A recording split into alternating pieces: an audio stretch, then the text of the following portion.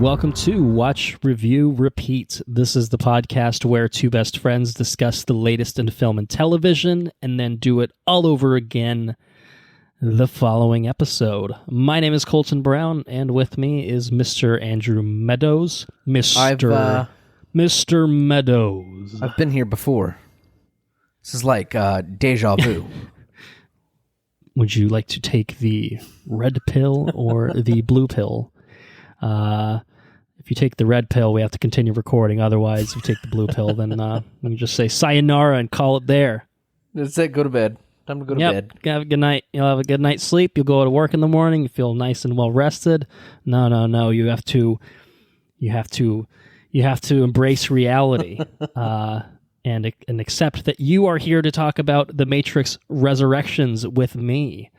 The fourth entry into the Matrix franchise, many years after the Once trilogy concluded. We're here to talk about it. It is actually going to be our last film that we're talking about that was released in 2021.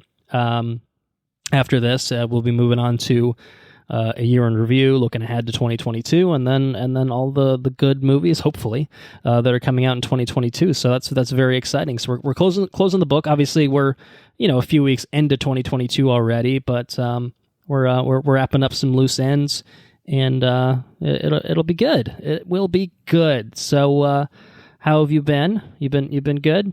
I have been good. I've tweaked my lifestyle a bit since the beginning of the year. No puffing. I think we talked about this probably before. Yeah, but it's been a little while since we recorded, so we need the update. Yeah, well, there we go. That's great. I also started going to the gym every morning before work. I am pumping the old iron. Okay. Yeah, been waking up every morning at like 6:30 every morning. It's pretty brutal. It's an intense regimen right there. Yeah, it's pretty brutal. I don't know if it's for me, but I'm doing it.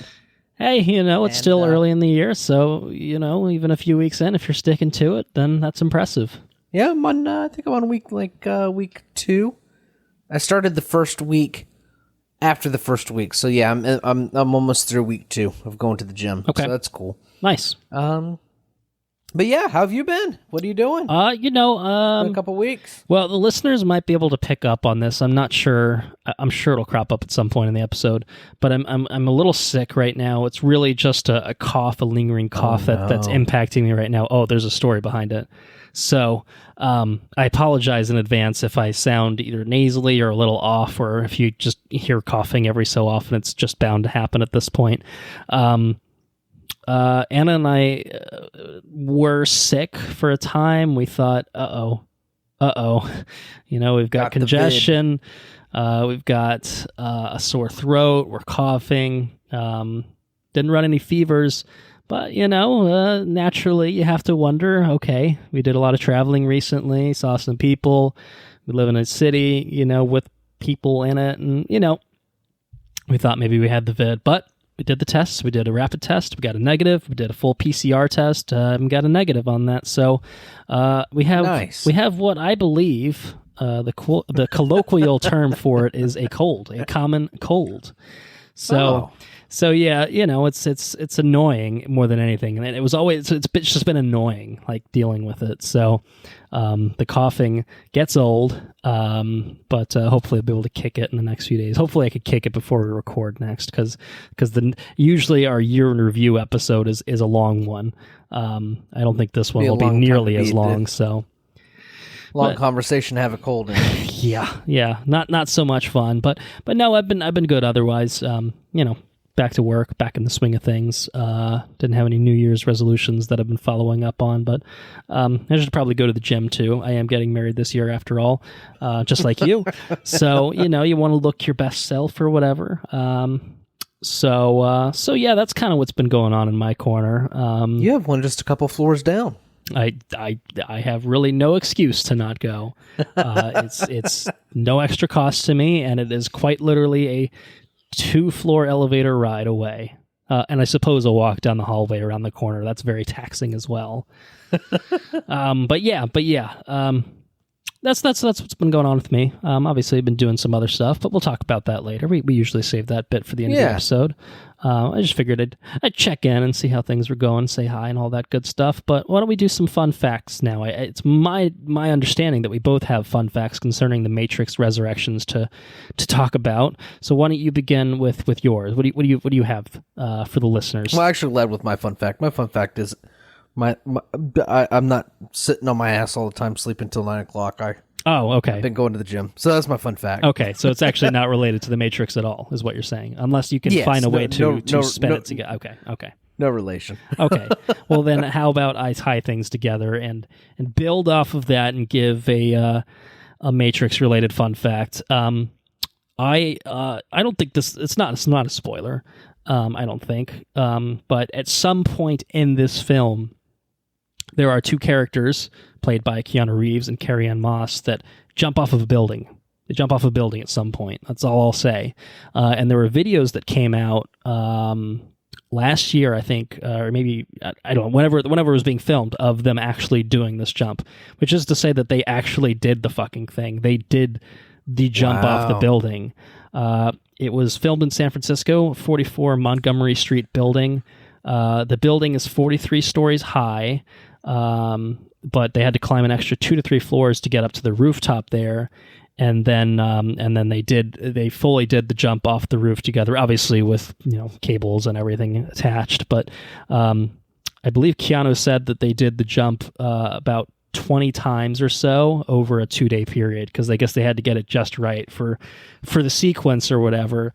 So that's pretty intense. And I believe they both did it themselves. I think they there were no stunt persons involved in the filming of that particular shot. So that's pretty intense. It's a real commitment to practical effects.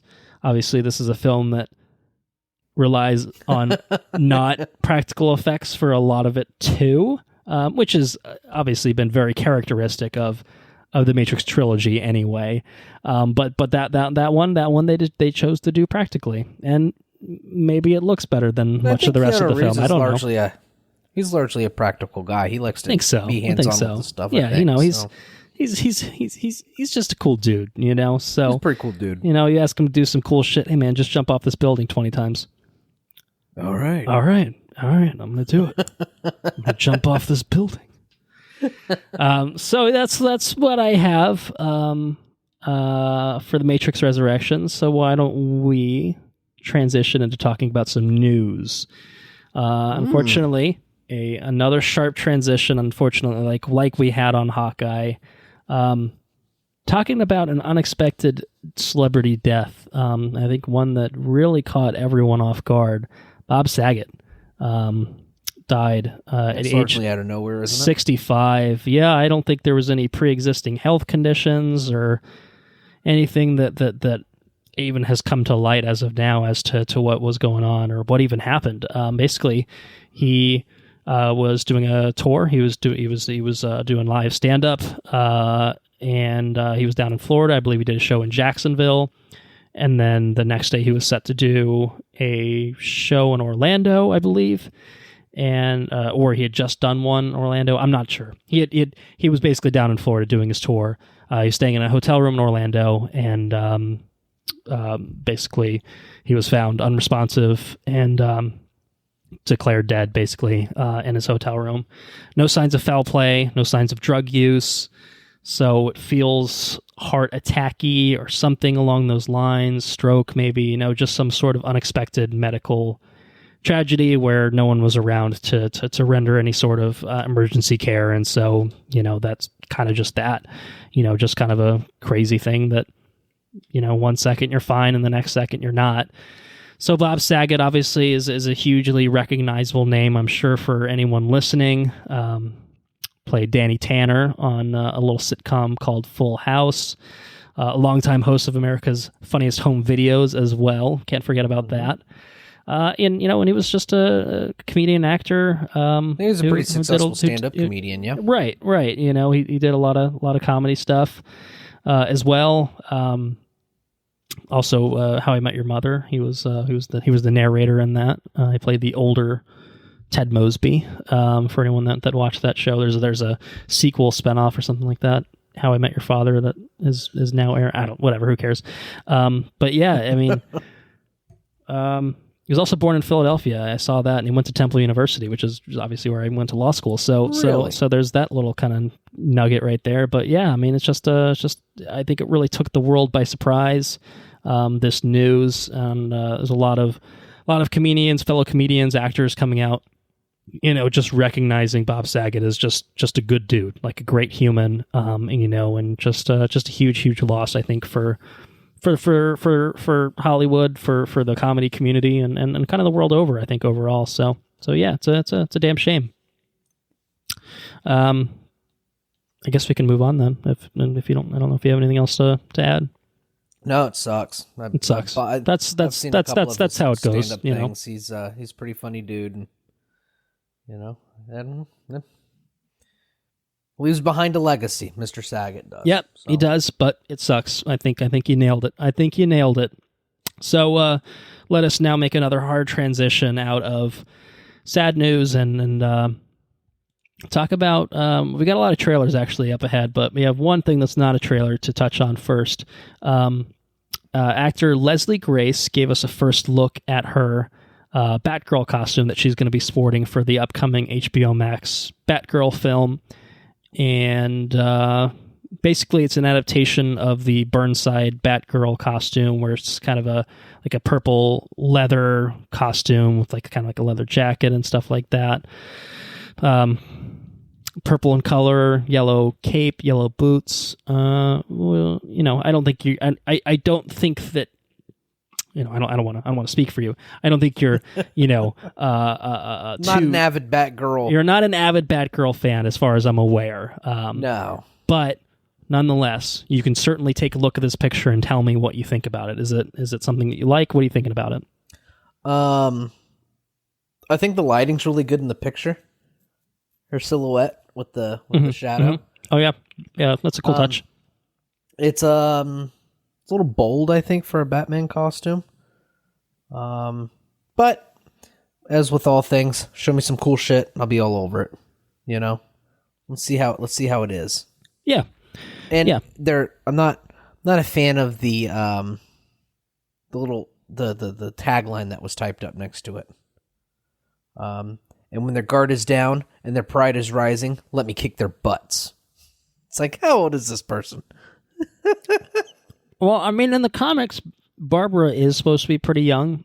She's kicking it with Dick Grayson and, the other kind of younger comic book, DC comic book characters. Right. So I think she's intended to be young. I mean, definitely in the comics, she's intended to be younger. I would presume that a lot of that is theoretically translating to this movie as well. I think she's in her mid to late 20s. So, is that something a mid to late 20s person would say? I don't know. I mean, to be fair, that doesn't seem like a Batman thing to say. I don't know about Batgirl. Maybe that's what Batgirl does say. And that's what I'm saying. I don't know. She's got a little bit more tude, I think she takes a different approach at it than Batman. Batman, he's a gruff, tough as nails kind of dude. I think Batgirl is a little bit more have fun with the superheroing and vigilanteing about. So it's probably, I think, appropriate for a character. I mean, I think it's probably a comic book quote would be my guess. It's probably where it's actually originated from, but I don't know that for sure. But I think it looks good, but not great is my official assessment of it. I feel like I've always liked that design in the comic books, and I feel like it's not a perfect translation of it, but I appreciate that that's kind of what they're going for. And I think that,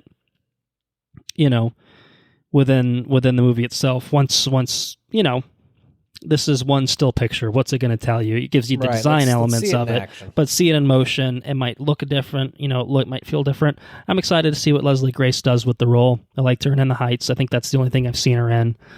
Who was she in that? She was the one who went to Stanford. Oh, okay. And we got some We got other good cast members in this. It's got J.K. Simmons. He's playing Commissioner Gordon, who's her father. Brendan Fraser is playing the villain Firefly, and fucking Michael Keaton is in it as the goddamn Batman. So, Okay. That sounds cool. That's pretty cool right there. So yeah, it's coming directly to HBO Max, which is, I don't know, kind of weird. They had originally announced this is totally separate. The Blue Beetle movie that announced as being HBO Max only, and then they decided, we're going to put this in theaters, actually. I kind of hope they do the same thing with here. Like, I'll watch it on HBO Max, don't get me wrong. But, I don't know, I like superhero-y things on the big screen. That's how I feel about it. Put it out there. Anyway, or do it on both. Clearly not opposed to that approach. So yeah, that's Batgirl. We'll leave it there. Should be dropping probably late this year, sounds like. So yeah, so that's what we got. Why don't we move on to the aforementioned trailers that we have? We do have a few. 3 movies. We'll talk about 3 movies first of all. First one is an A24 flick, and boy, does it look like an A24 flick. Very much my shit. Yes. Coming to theaters March 25th. Everything, Everywhere, All at Once. So why don't you talk about this one while I go cough my head off and edit it out and post so the listeners don't have to listen to it. I need a break from talking is what I'm saying. Yes. So what's going on with this one? This movie looks like a super stylish, multi-dimensional A24. You could definitely tell it's an A24 movie. Flick. It looks cool. Looks wildly entertaining. Looks like it's going to be funny. Looks like it's got. It looks like it's a heady concept. Somehow this lady's able to interact and connect with every iteration of herself, and use that to apparently combat some sort of evil thing that's growing within the multiverse or something. Yeah, sounds cool. It reminded me of, and I don't know why, there was this movie with Paul Giamatti. I think it was called John Dies at the End, I think. And that kind of reminded me of that. I got vibes of it. But, yeah, I don't know. Looks really cool. I will definitely be watching this. Yeah, I like what I saw. I don't fully grasp what I saw. I don't fully understand it. But that's what a trailer's for. It's there to hook you, and then the film itself can fill in the rest of the gaps if need be. It looks very trippy, visually out there. You got a lot of shifting aspect ratios and just really kind of clever camera work, like even just the bit of her just kind of getting pulled out of her little session with a ridiculous-looking Jamie Lee Curtis. I like a lot of what I'm seeing from it. It looks cool too because it looks like every different, for every dimension that they pull from, it looks like there's a different style to it. There's one sequence where it kind of flashes quickly between each iteration of herself, and one was even like an anime, which is, yeah, it's cool. Right. It feels like it's taking this whole multiverse concept and running with it, so it's not the only multiverse film we're going to be getting this year. So I hope that this one doesn't feel so out there and bonkers and crazy that Doctor Strange feels like restrained in comparison. That's true. They're clearly doing different things. Obviously, it's still somewhat apples and oranges, but you can see some commonalities. But this is clearly taking a very, very big balls to the wall, out there, crazy, non-superhero-y approach to multiverse. But I don't know what's going on with it, man. But it looks fucking cool. I can tell you that. Somebody blew up somebody's head with confetti. Yeah, that's abnormal. What's up with that? Is it a multiverse where instead of blood we all have confetti? Is that what's going on? Maybe. Is that what's going on? Great cast: Michelle Yeoh, Ke-Huy Quan, who fucking sounds exactly like he did when he was a child. He's Short Round from Indy. No way! And Data from the Goonies. So no way, that's who that is. Yeah, he's the husband character. So that scene in the closet looked funny too. That was pretty. That made me laugh. But But yeah, and yeah, I don't know. I don't really have anything else to add. Again, We might be talking about it. We might be talking about it. This is probably what I would say about it. It looks interesting. It looks exciting. Looks out there. Looks kind of like probably our shit, as most A24 films tend to be. So go figure. We have a niche. You do the math. So right, let's move on to another kind of out there sort of film. The Unbearable Weight of Massive Talent. This very much looks like my shit too. We got not Indiana Jones, Jesus Christ. We've got Nick Cage. We got Nick Cage playing himself. And we got my boy Oscar Isaac. No, we don't have Oscar Isaac. Pedro Pascal, aka Pedro Pascal. Justin Timberlake. He's in it. He's playing the number one fan of Nick Cage, and it looks like they get into some shenanigans. I don't know what they're doing. But it looks wildly interesting. It looks very entertaining. Nick's going 110% for it. It's like I mean, what does the tagline say? It's like the most Nicolas Cage movie ever. I mean, yeah, that sounds about right. I mean, for what it's going for. It looks ridiculous. It looks funny. It looks entertaining. It looks like Nicolas Cage is, unsurprisingly, Nicolas Caging about, which is, I guess, for what this movie is, that's really all you could ask for. I feel like. Yeah. But it's I almost feel like I don't know what to say about it. You know what I mean? Like, looks like Nicolas Cage going on an adventure with some dude. Nicolas Cage is being ridiculous with Neil Patrick Harris, with Pedro Pascal. There's some weird scene, fun scenery. It's an excuse for Nicolas Cage to just be himself, who is just a ridiculous, ridiculous man. And they filmed it, and they're going to put it in theaters for our enjoyment. And that's okay. I think we might be there for it. April 22nd is when The Unbearable Weight of Massive Talent arrives, and what's another one? Yeah, maybe we'll be in the bag for it. So, yeah, I don't know. I feel like not only do I want to preserve my voice for the rest of this episode, but I just don't know if I have anything else to say about it. So, so we'll move on to the last of the three film trailers to talk about. One that's, well, at least up my alley. We'll see if it's up yours. Studio 666. Yeah. A little Foo Fighters joint. A little Foo Fighters film. Slaying theaters on February 25th. It's coming right around the corner. Yeah, it's all the band members of Foo Fighters doing a fun, weird, horror comedy film. Basically, a little, it feels sort of Pick of Destiny to me. You know what I mean in terms of style exactly and feel of it. So hopefully, fucking Jack Black and Kyle Gass make an appearance in this. That'd be incredible. And only be fair, Dave Grohl was in that fucking movie, so. He's the devil. He loves metal. I love Foo Fighters, first of all, so it's worth saying that. It's worth, signposting that for the listeners at home or wherever they are. I love Foo Fighters. I love Dave Grohl. I think Dave Grohl is just a super fucking cool dude. I love the music they put out. I think he's just got a great, vibe. He's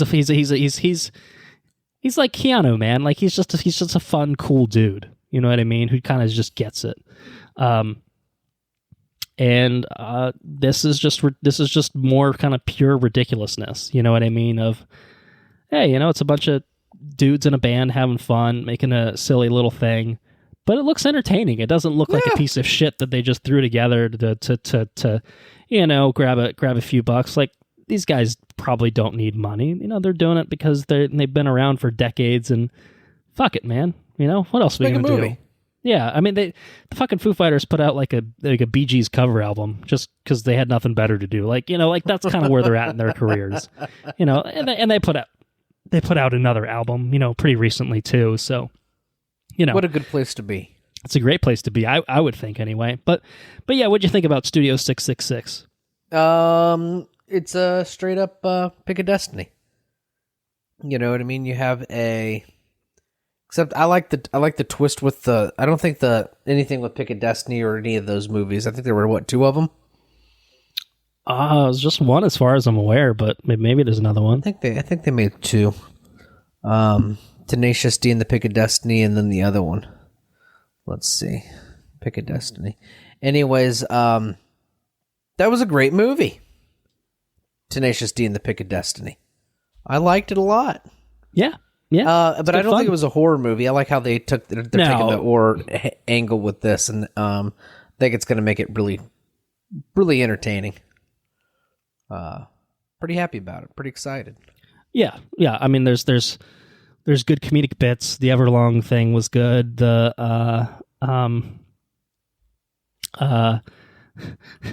play the goddamn drums or whatever he says was pretty funny. I'm excited for it. I'm excited. You know, I'm not expecting Oscar-winning acting chops on display. I'm not expecting, a groundbreaking story. I'm not expecting, you set your expectations accordingly for something like this. It's a silly little diversion. I can't imagine it's going to be more than an hour 30, hour 40 minutes. You know what I mean? Like, yeah. So some fun. I'm going to have some fun with it. I'm going to have some fun with Studio 666, roughly around February 25th. I don't know that I'll see it on that date particularly, but yeah, I don't know if we'll get a chance to cover this, but I do want to check it out at some point, so I'll say that for sure. So yeah, that's what's going on there. All right, so we got 3 more things to talk about. I mean, I guess to be fair, the next 2 are, they're not really trailers, I guess, in a way. The last one is, so I'll do a little sizzle for that one, a real trailer to finish off with. But the next thing is a first look, and Amazon lied to me, is what I'll say about it, because it says it's a 44-second video of the first look at season 3 of The Boys, and let's just say there's about 10 seconds worth of footage in this, and it's from a single shot. So I thought it looks absolutely terrifying. I thought it'd be a little sizzle reel, but I really wasn't disappointed either, because just fucking, man, Anthony Starr as Homelander, he's just so good at it. He's just so good. All you need, I mean, the first 2 seasons of The Boys are like proof of concept. Like, people know what the show is. They accept it for what it is. They love it for what it is. They're excited to see more, and I think that includes us, and that kind of territory. So if you're advertising the new season coming, all you need to do is just have this dude be fucking just insane looking, just smiling. Right? And you're in. That's it. It's like, how does nobody know that he's an absolute fucking crazy asshole within the show? Does everybody know because everybody's cheering him on? Just look at him. I feel like look at him. I mean, I feel like it's building to that point, where the barrier gets broken down between his, mass-produced like facade of the good old American Superman-esque hero versus the murderous sociopath that he kind of really is. I don't know, but certainly the assistant girl or whoever she is, she looks pretty fucking terrified. So she knows it. She knows what's going on. All the people at Vought or whatever it is, they know the truth about Homelander, about the Seven. But I think that really the big I guess reveal of this is not Anthony Starr's teeth. It's the fact that The Boys season 3 is going to be coming June 3rd of this year. So a little less than half a year to wait for The Boys, some more of The Boys. I'm fucking stoked because it's an incredible show. Yeah, it's an incredible show. Like, top tier stuff, really. I mean, I know both seasons were excellent, and season 2 didn't lose any steam, maybe even gained it. I'm not sure. I feel like, I'd have to rack my brain for like exactly how it ended, but I feel like it ended with some pretty holy shit kind of things happening, so I think that then they blow up the Nazis and all that shit. There's some shit going on. some heads exploding. I'm pretty sure at some point. Yes, yeah, in the building. They were all in that building.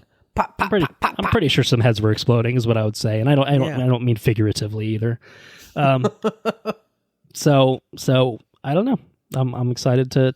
We'll see more of this. Obviously, we'll get a teaser, maybe a full teaser, and obviously a full trailer at some point.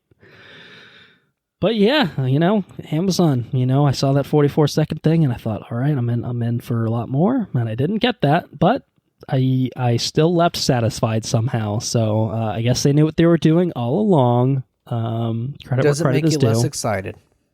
It does not make me less excited. The date is really what you needed. You know what I mean? Mm-hmm. This without a date might have felt like a little too much of a tease, but no, just the right amount right now. So June 3rd, I'm very much looking forward to The Boys Season 3. I know we covered Seasons 1 and 2, so go check out our coverage of that. Go watch the damn show and then check out our coverage of that. And I think we'll have to continue the coverage with Season 3 whenever it does wrap up later this year. So it'll be a while before that happens, but certainly on our radar. Much like the next thing that we have to talk about. Wouldn't you agree? Absolutely. So the next thing is an announcement of the full title for the forthcoming Lord of the Rings television show, which is also coming to Amazon Prime on September 2nd of this year, so just a little bit later in the year. The title of this show is The Lord of the Rings, The Rings of Power. I buy it. I like it. Yeah, I'll take it. I'll take it. Fine. I don't really care.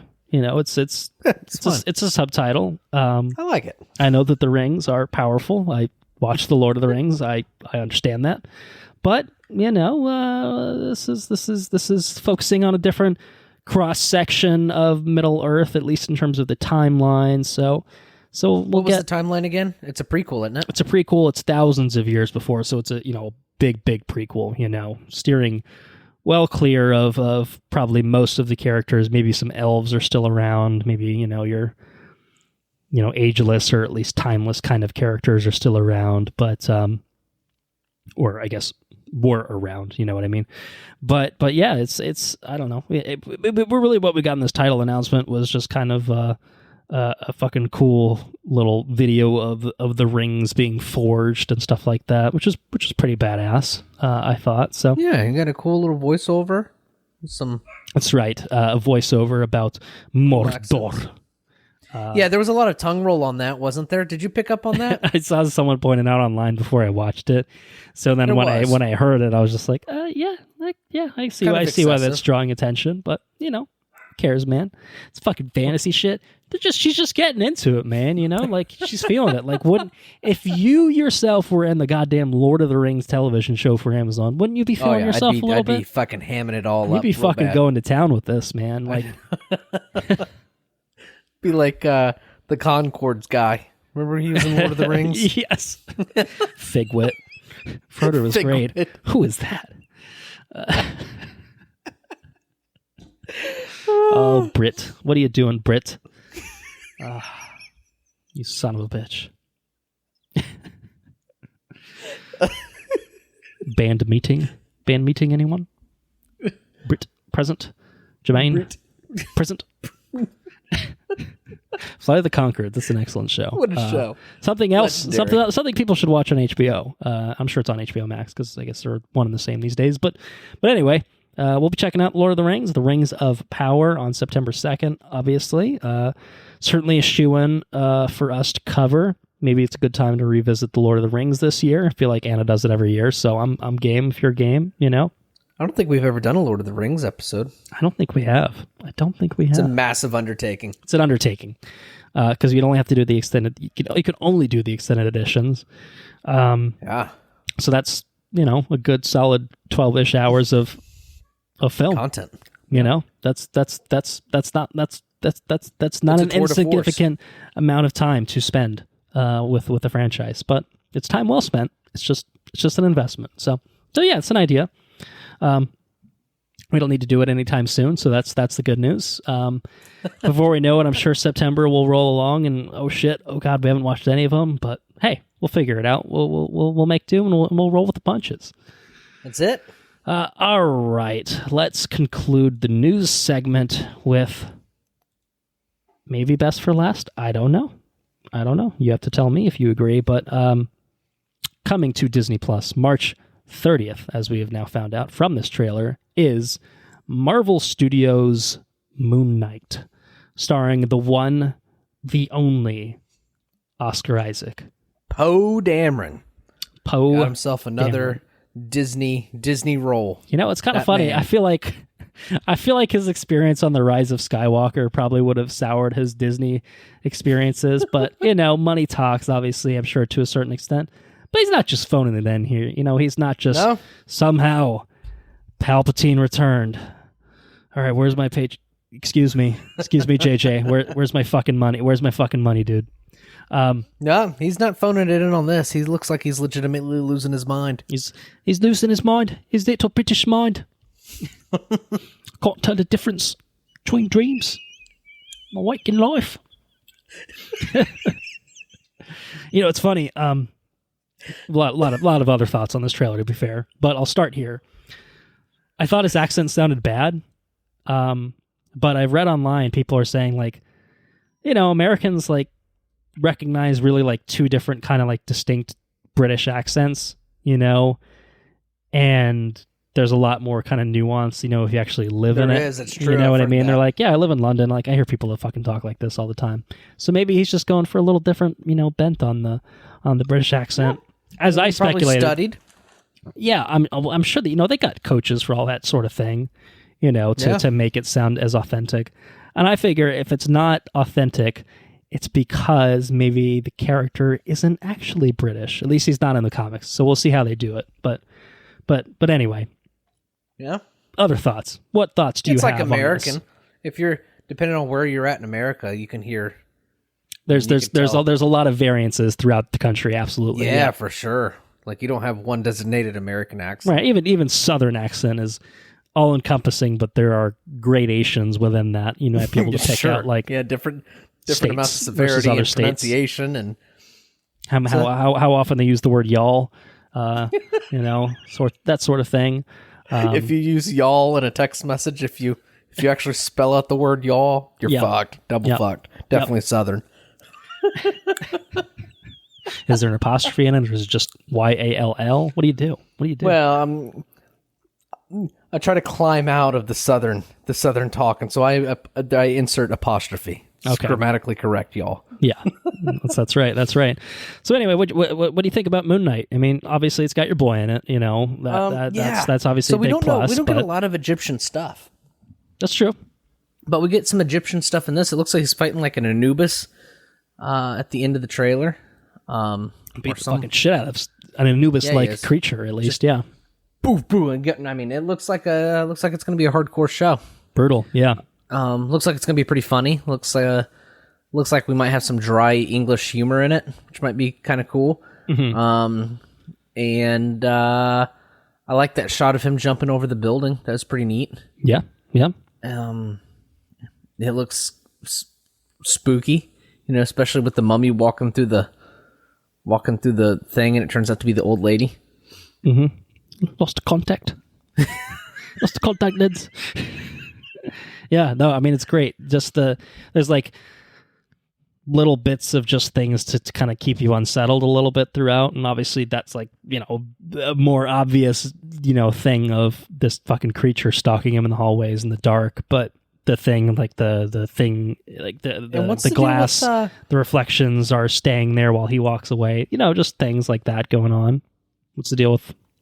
Oh, what's his face? The long-haired fella. Ethan Hawke.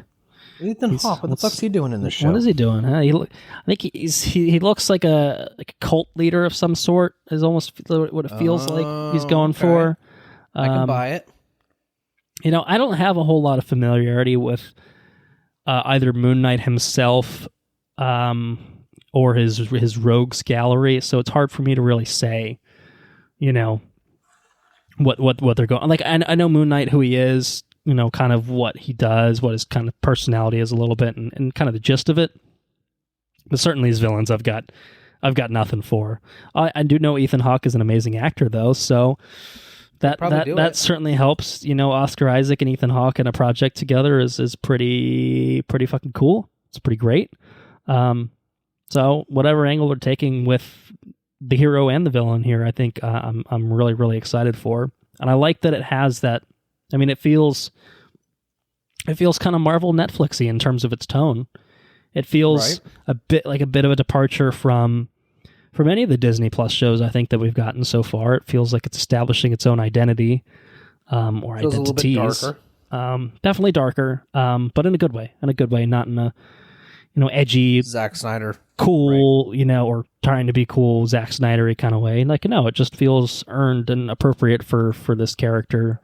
And I don't know. I really dig the costume. I think that's maybe one of the last things I would say. It's not a 1-to-1 adaptation of the comic book costume, which is basically kind of just pure white.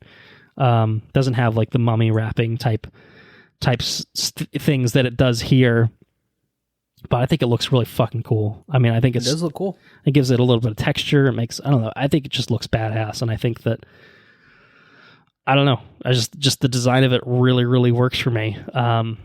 So I'm excited to see him in costume, excited to see him out of costume, you know what I mean? Because it's just Oscar Isaac losing his goddamn mind, apparently. He's hitting himself on the head. He's beating the shit out of himself. He's falling out of the sky. There's fucking pyramids. There's numerous things, as we talked about. It looks wild. It looks out there. Got Kid Cudi playing throughout. It's just it's a well cut trailer for what I feel is going to be another notch in the old Marvel Studios Disney Plus television show belt. And okay, great. Just had Hawkeye. It's fucking awesome. This is absolutely nothing like Hawkeye, other than being a Marvel Studios joint, but. And that's cool as shit, but too. Great. So cool. Variety, man. Like, that's awesome. I love variety. So, we'll embrace the chaos on March 30th. That is now our next MCU project to look forward to. So we'll have this, and this will probably wrap up right before Doctor Strange drops. So, excellent. We'll be good. We have to make it through the next couple months, but then we'll be good. We'll be great. We'll be grand. So yeah, any other last minute thoughts on Moon Knight? That's it. All right. I feel like I probably shouldn't tack this on at the tail end of it, but I would be remiss to not say anything about it. This trailer came out 17th of January, and then some news broke only a couple days later that an actor who's going to appear in the series passed away. It's a French actor named Gaspard Ulliel, who was only age 30. He was only 37 years old, and he died in a ski accident in France, which is just a really awful tragedy. I think he's playing a villain in Moon Knight called Midnight Man. I'm pretty sure. I don't think we saw him in the trailer at all or anything like that. I assume probably a more minor character, maybe not. I don't know. We'll see. But yeah. Just a really, really awful thing. Had a head injury from the skiing accident and basically just did not survive. Happens a lot. Yeah. Wear a helmet is kind of what I've seen online. Is always wear a fucking helmet. A lot of times these sorts of tragedies can be prevented with maybe looking uncool but protecting yourself. So, but safety over fashion, I think, is maybe an okay approach, but it's a really, really awful thing to happen. Leaves behind a 5-year-old son, or at least a young son. I'm not sure the exact age, but yeah, just really awful. Mostly known in France, I think, for acting. He actually did play the young Hannibal Lecter in the film Hannibal Rising, which came out, I think, early 2000s or mid 2000s or something like that. But he's won a few awards for his acting over in France, so this feels like it could have been a nice direction for his American film career or acting career, I guess. But yeah, unfortunately, it'll be maybe the last or one of his last roles that we'll ever see him in. So yeah, it's really tragic. So anyway, now that I've bookended the news with bad news, I guess we can move on now to The Matrix Resurrections, which is, I guess, should still be in theaters, I think, most places. It was also an HBO Max simultaneous release. However, this film came out, I think, just a few days before Christmas, and so they only do it for a month, so it's going to be on the service for like one more day as of recording this, which means that it's off the service by the time you're listening to this. Sorry. Hopefully, if you're listening to this, you had a chance to watch it in that month span, or if you care enough, then you can take a little excursion to the old movie theater and go from there, or you can just listen to this shit without having seen it. Maybe that's fine. I don't know. We'll get into it. Maybe that's fine. We'll see. We'll see, won't we? But let me set this up before we get into talking about it. Matrix Resurrections. Obviously, it's a sequel to The Matrix, Matrix Reloaded, Revolutions, written by Lana Wachowski, David Mitchell, and Alexander Hemmon, directed by Lana Wachowski, by her lonesome. The other ones were directed by the Wachowskis, Lana and Lily. This is just Lana on this one. It stars Keanu Reeves, Carrie-Anne Moss, Yahya Abdul-Mateen II, Jessica Hennick, Jonathan Groff, Neil Patrick Harris, Priyanka Chopra Jonas, and Jada Pinkett Smith. There were two synopses that I found looking this up. The Wikipedia one just tells you the movie, whereas the IMDb one is a little bit more ambiguous. So I went with that one. So let's just listen. Return to a world of two realities, one everyday life, the other what lies behind it. To find out if his reality is a construct, to truly know himself, Mr. Anderson will have to choose to follow the White Rabbit once more. That feels very Matrixy. That's a real Matrixy kind of synopsis. It tells you fucking nothing, but at the same time, everything you need to know. It's basically the first one, with some slight variances. But anyway, that's the people behind the Matrix Resurrections, people that resurrected this franchise. Now it begs the question: is this a franchise that needed to be resurrected? And even if the answer is yes, was it a successful resurrection in your assessment? So I think I've been on record before we watched this. This is not a movie that I needed. Okay. But we'll see where it goes. And I think I was underwhelmed by the trailer. That seems to line up with my memory as well. Okay. I think so. I think that sounds so. About I right. will continue to say that this movie did not need to be made, and that I was completely underwhelmed by experiencing it.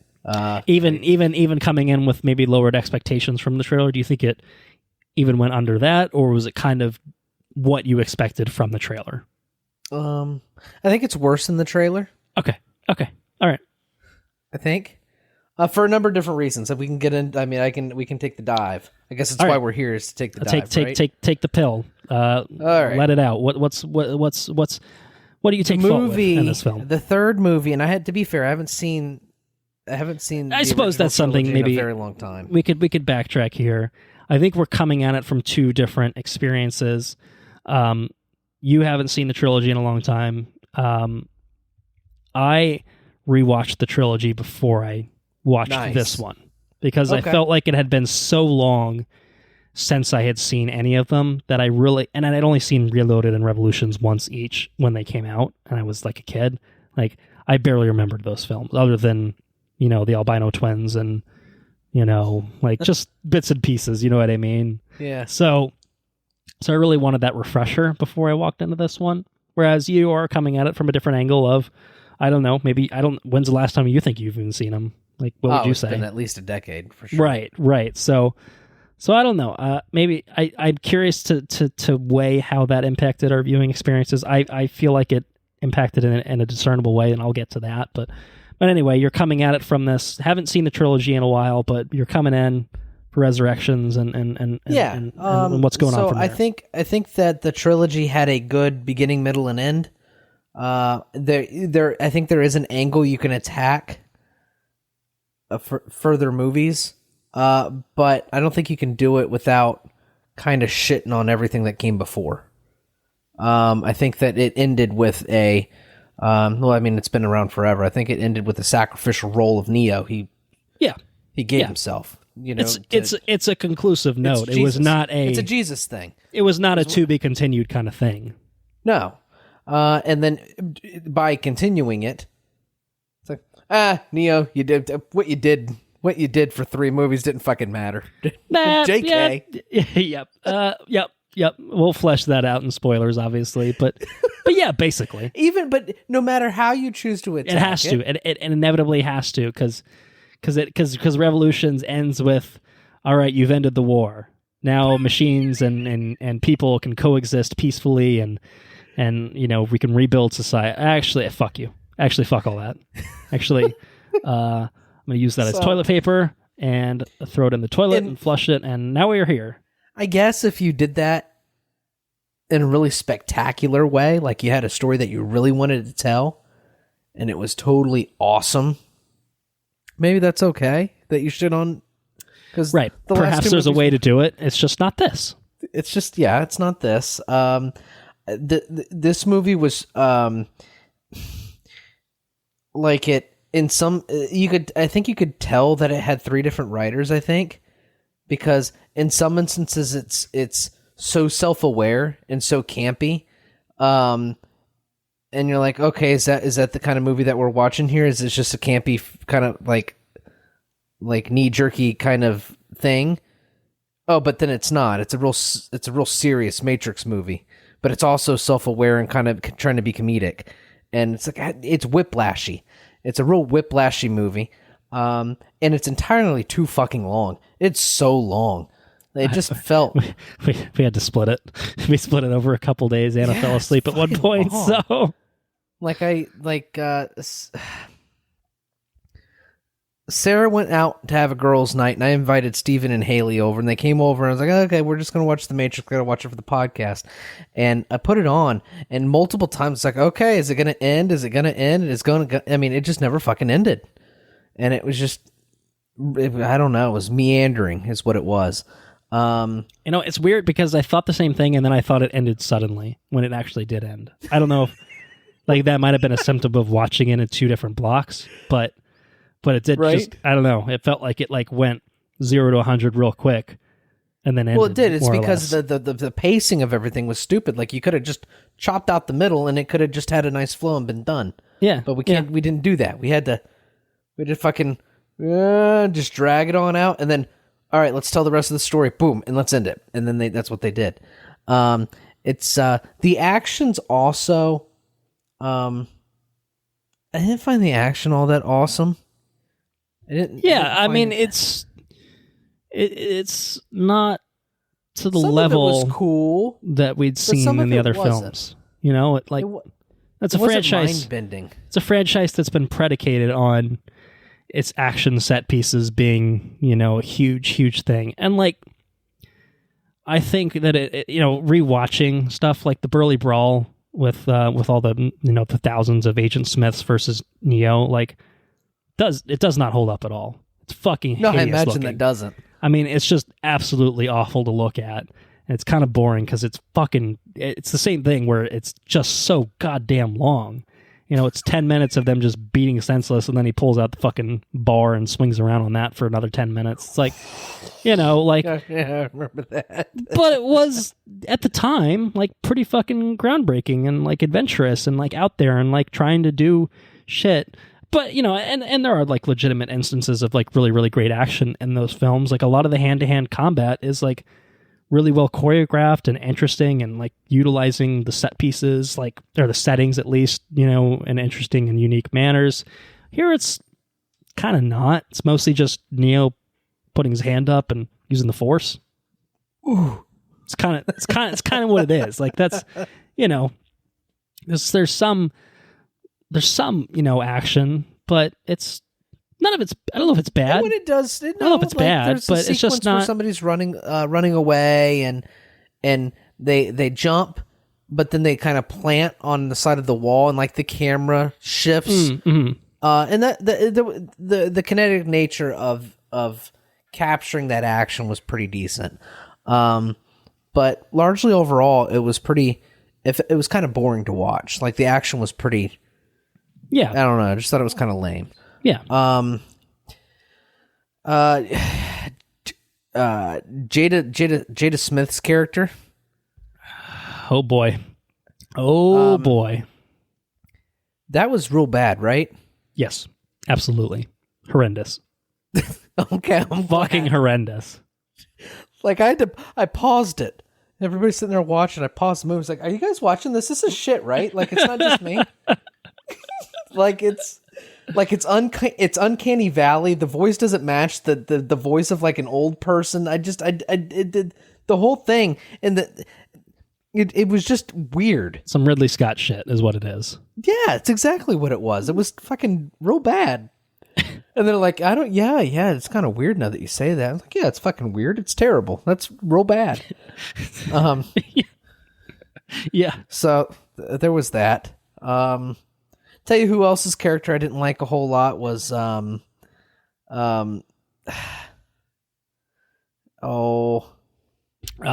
guess it's either Neil Patrick Harris or Jonathan It's Groff. Neil Patrick Harris. Okay. I don't like his character. His character was fine in the beginning for a while, and then he overstayed his welcome. He overstayed his welcome. lot. Then when he became the big bad, that was stupid. I there for a little bit. I can't even say it. I was gonna say there for a little bit. I enjoyed the King doing what he had to do. You know what I mean? But then I really didn't enjoy the King and what he had to do, because he's like, a second he touches a gun, he's like, oh, and he just fucking goes ham because he touched the gun. It's like, this is fucking stupid. It's stupid, right? It is. It's, okay. It's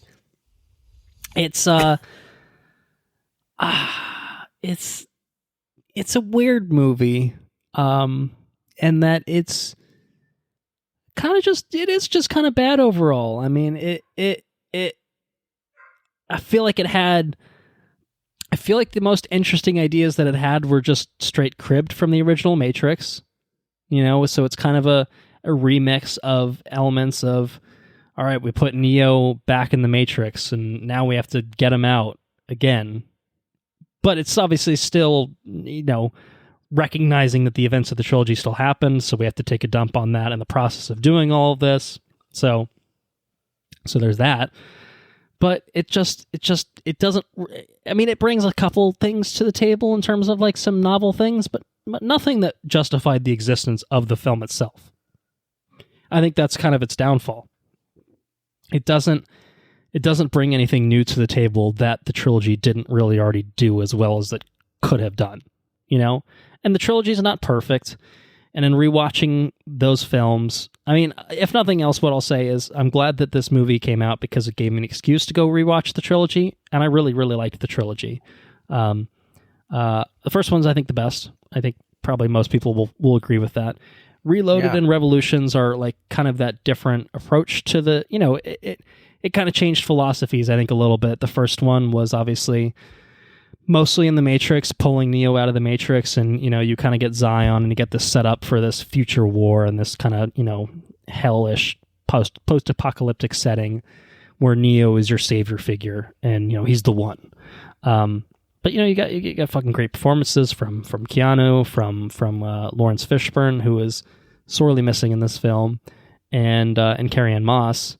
But the Reloaded, like it's still cool. Like, it's still fucking cool. Like, it's way more embracing the futuristic shit, and going kind of, it's doing that, and it's doubling down on a lot of just absolute craziness and building this kind of lived-in sci-fi world where you've got this war between man and machine, and Reloaded has like some really interesting action set pieces, and it's still got the Burly Brawl, which is an interesting relic of its time at the very least.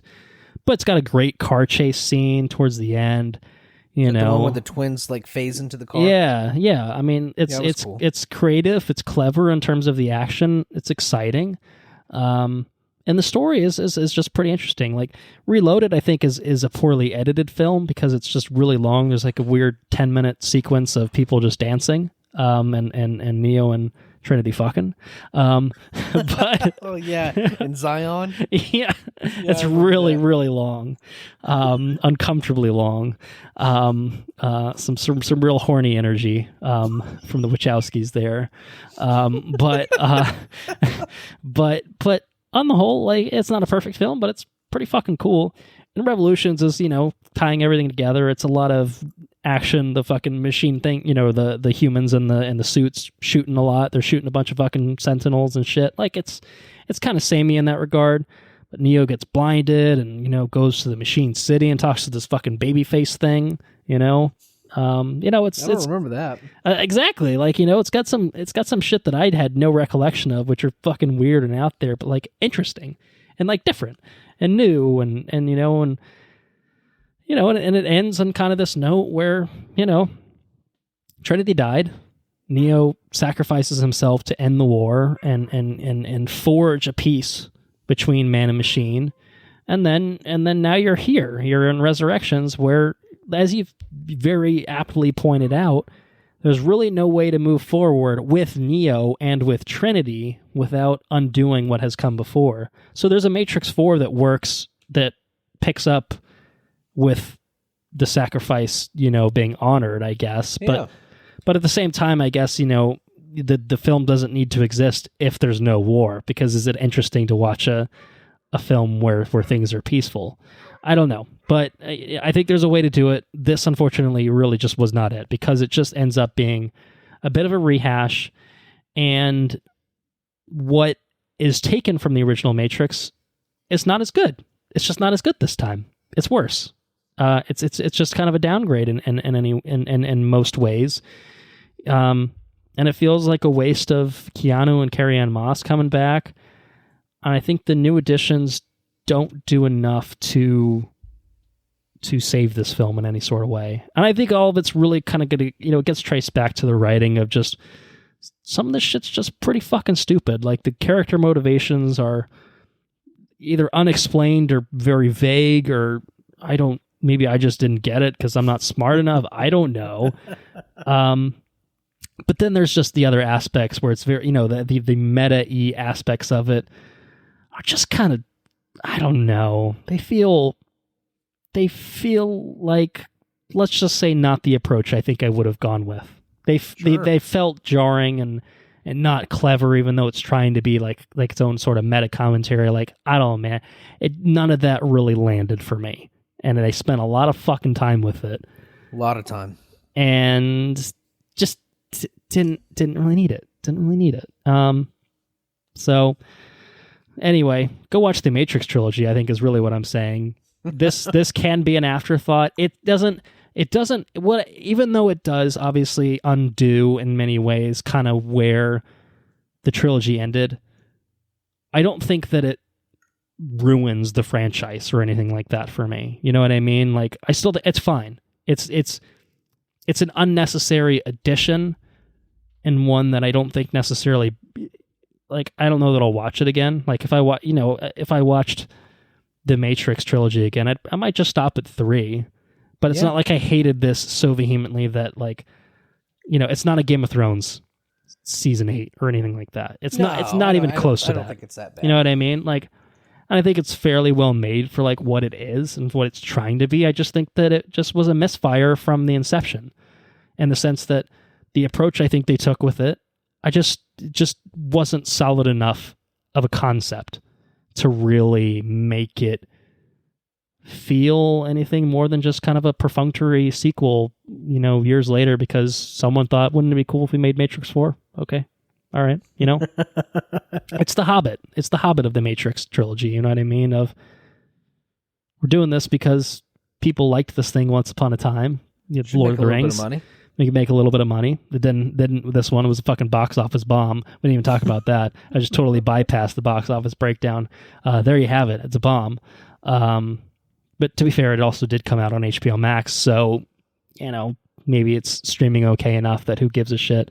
I don't think we're going to see a Matrix 5 anytime soon, based on anything. I know it's not like we're some crazy outliers and the critics were like, this is some great shit. I mean, honestly, I think the critics are higher on it than we are, on the whole. But I don't know. It didn't work. It wasn't necessary. No one was asking for. I wasn't asking for this. I don't think you were asking for this. But I opened myself up to the possibility that, okay, you're going to bring back Keanu. You're going to bring back Carrie-Anne Moss. Fine. Let's see where you go with it. And I was willing to give them that chance. And I don't want to say that they squandered it because it's not a big deal in the scheme of things, but they did not capitalize on it. Absolutely, is what I would say about it. So, anyway, I don't know. Do you have any other non-spoiler thoughts? I feel like we kind of. I feel like a lot of what I'm saying is really probably just echoing what you were saying, because I think that we're pretty much on the same page here. Is kind of what it seems like. So, all right, why don't we move on to recommendation? I can do that. Okay. I think this might be an opportunity to bust out some recommendations that we don't frequently give on this podcast, but we'll see. We'll see where it stacks up. Not in a while anyway, that's for sure. We've been pretty choosy with our 2021 films, but I guess all good things must come to an end or something like that. So recommendations that we can hand out is very yes or a yes, middle ground of totally fine, followed by fine, and then at the very bottom, shithouse. So I think we can safely eliminate the very yes from the pile for both of us. Yes. Probably also the yes. So I think we're in the ballpark of totally fine, and shithouse for this one. Would you concur with that? That's right. So where does it land then? Of those three? So it's not Hellboy. It's not the fucking lettuce creature. What the fuck was that movie? Wrinkle in Time. Yeah. It's not Wrinkle in Time. Right. It's not Inhumans. It's not Inhumans. So it's a cut above your usual shithouse kind of fare. That's right. Is what you're saying. Golly. But is it enough to ascend into totally fine territory, I guess? You know what? I don't think it is. I think it's a fine movie. I think it's fine. I think it misfired enough on pacing. It misfired enough on just total concept. I think it misfired on just lack of like a coherent direction in the movie. Like I said, it felt like maybe all people weren't on board when they were creating it. Like I said, it made it feel kind of whiplashy. And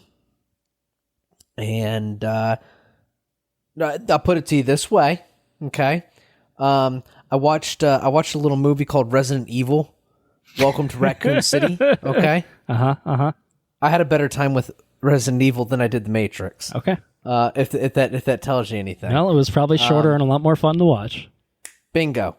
So I would say that this is a fine movie. It's definitely leaps and bounds above the movies that we've nominated as shithouse movies. I mean, it's definitely cut above those, but I don't think it's totally fine though. I questioned a lot about this movie, and then when it was over, I said, "Well, fuck! I could have spent however long this movie was doing something else. This was not my cup of tea. I didn't have a great time with it. So fine, it is." I totally agree. I feel like as I was watching it, I'm like, yeah, this is totally fine. And then it just kept going and going and going. And it's just like, God damn, when's this movie going to fucking end? When's Neil Patrick Harris going to shut the fuck up? Not for a very long time. And the more it went on, and then the way it just kind of ended, I'm just like, shit, man. I don't think I can give it a totally fine anymore. Like, I really don't think it really got there. So fine is, I think, where I land as well. Now, it was totally fine in the beginning. It just didn't end totally fine. I agree with you there. It even again, I think I've said as much already, but this is not what I would have done with The Matrix 4. And I'm not saying I have a strong vision of this is what they should have done. All I can say is what they went for was kind of dumb, and it wasn't executed very well. So I think it was a bad idea that wasn't executed very well overall, which is to say, okay, but I think even accepting what they were going for, if they executed it well, I think it could land in the totally fine territory at a bare minimum. Maybe even slightly above that. It's an awesome IP. Yeah, there's boundless potential. Really, why can I think you not with make what a you can do Matrix with it. movie that's largely in the world of the robots and the people, and maybe go into the Matrix versus out of the Matrix? You know what I mean? Like, Right, which is closer to what Reloaded and Revolutions were, I think, where it was a bit more heavy on the real life side of things, and then you occasionally dip into the Matrix here and there. Whereas I think the first movie, because you started in the Matrix, then you work your way out of it. You know what I mean? Like, that's fine, but now you've had 3 movies. You don't need to do that again. It was interesting at the time because you didn't know what the hell was going on, so you were kind of in for the ride when, Neo is trying to escape out of his office and Morpheus is telling him what to do and where to go and all that shit. Like it was cool, Now it's the Matrix is a video game. It's like, oh, okay, all right, whatever you say, dude. It's just kind of fucking lame. You know what I mean? Like it's just kind of lame. So I think that even accepting that you're going for this kind of lame version of what a Matrix 4 is, they just didn't do it well. It's really the bottom line, And I think even if you edit this 20, 30 minutes out of this movie, make it a little snappier, fix the pacing a little bit better, yeah, you can bump it up to a totally fine. But it's kind of a 2.5-hour slog that really isn't very satisfying to watch. It's got moments in it that I enjoyed. Sure. I didn't hate myself watching it, but there are times where you pause it and you turn to your friends and say, "The fuck is this shit, dude? What the fuck's going on here?"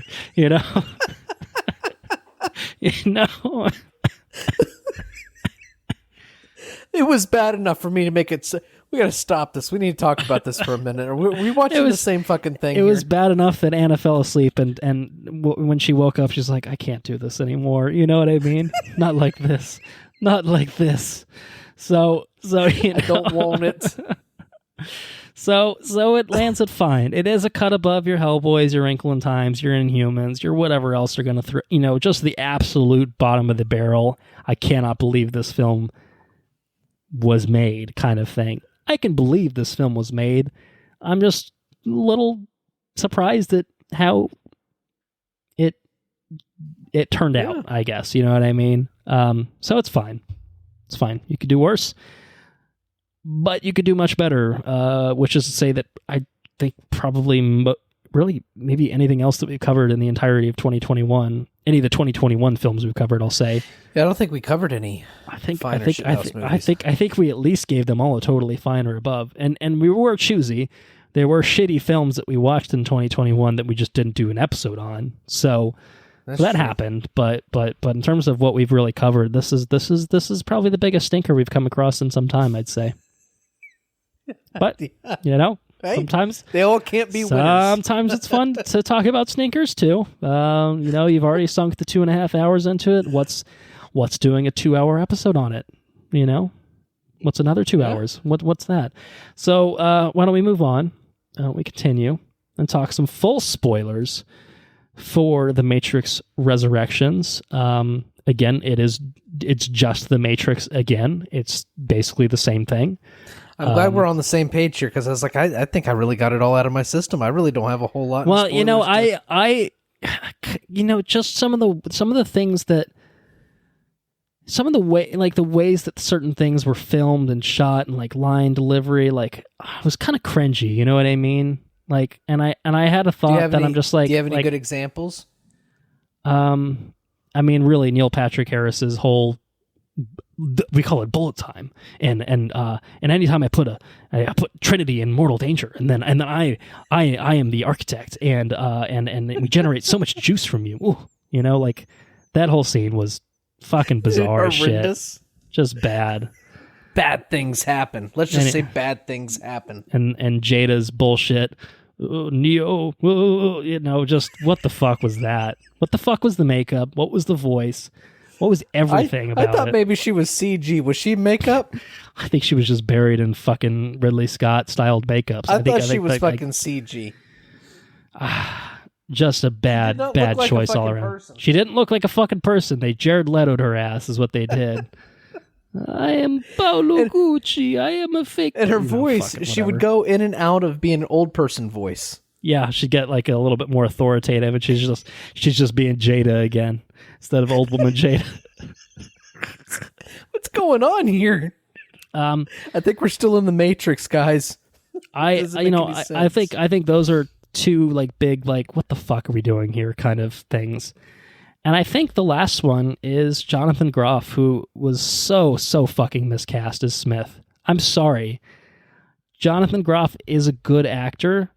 He is sorely out of place here. I'm sorry. You cannot convince me that he and Hugo Weaving are the same character. You cannot convince me of that. It's just ridiculous. Why were they friends again? I don't know. They're not. They're not friends. Well, they were friends by the end. And he's also dead. His program was destroyed at the end of Revolutions. There's no explanation for why he's back, other than Neil Patrick Harris built him again. I don't know. Why would he do that? That's a bad. I don't know. Like, I don't think it's explained why he's back. The whole thing is in Revolutions, the way that, like, because basically the way he convinces the machines to work together is Smith will destroy you. You know, he's like, you know, this rogue program who is going to take over the entire Matrix and, you know, kind of destroy the system and destroy your ecosystem. Why don't we work together and I'll take him out for you, and then you can agree to a peace basically kind of after that. So that's what he does. Neo comes in, he like joins with Smith, and then he basically gets destroyed. So Neo dies, sacrifices himself to Is that when all the robots grab him and like hold him up and shit? That seems right. I don't remember specifically, but like, you know, like, great. There's a sacrifice. Neo's dead, and Smith is now destroyed as a program. He's been terminated or whatever, you know, and deleted. And Trinity died. I mean, she just got fully fucking impaled by like 4 things when their ship crashes into the Machine City. I don't know. Like, there's no explanation for like Smith, first of all, and Jonathan Groff he has no menace to him. He's just bad. He's just not good. There's nothing about him to me that felt like this is an imposing presence, you know? And like, he's fine as like the boss of the game development company, because fine, you know what I mean? But I could probably just sit here and rant and just turn my throat dry talking about all this shit that just kind of feels either half-assed or just dumb, or I don't know, man. Like, just I guess. All right, so we've hit. All right, let me do the checklist. I'm gonna bust out a checklist. All right, so we talked about the therapist, Neil Patrick Harris. Real bad, that scene. Real dumb. Hated that. Real, just awful. Just really, really bad stuff. Jada, real bad, real awful There's stuff. no way she's covered in makeup, dude. I'm sitting here studying a picture. Her face is fucking computer. Maybe it's CG. Maybe click in the chat. Look at that. Yeah, I mean, actually, no, now that I think about it, it's definitely possible that they took Jada, threw her in the wig and the costuming, and then just threw dots on her face, and we're gonna, you know, CG We're gonna make age you look old. Right, you know, because they did that with like Peggy Carter in Civil War or Winter Soldier. Like, it was just Haley Atwell with motion dots on her face, and they digitally wrinkled her and all that.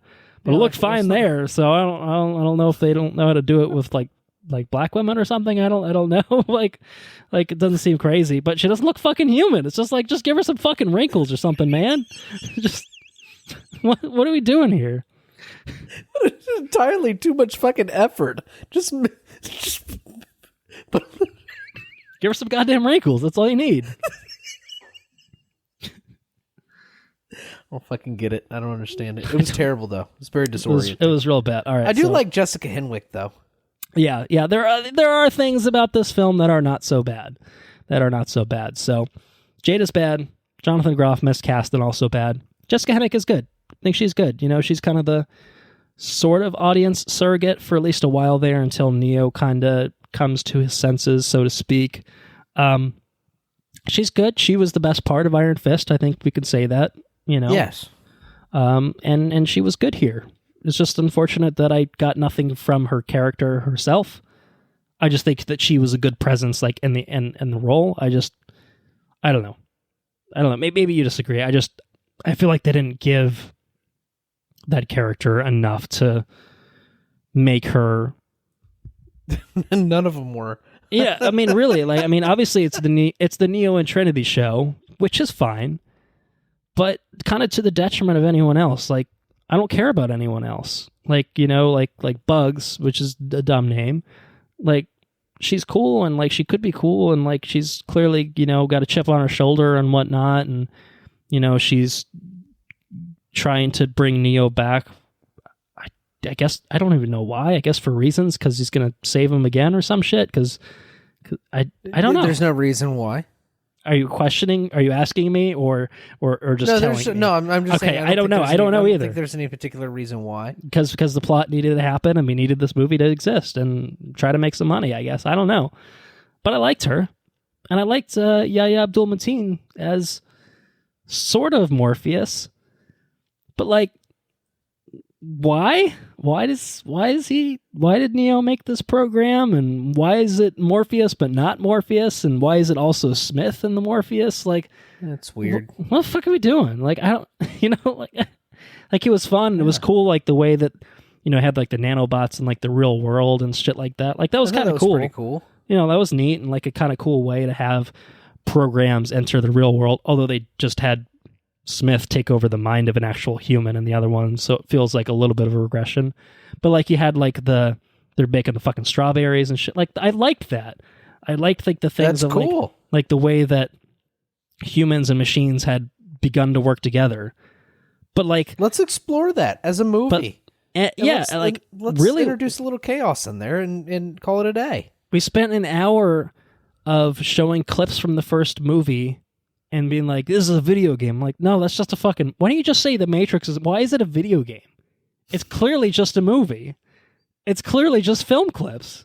Like, those are the most amazing graphics I've ever seen. The Matrix fucking rendering technology is just unreal. And I don't mean literally the Unreal Engine. I mean, it's unreal. You know what I mean? Like...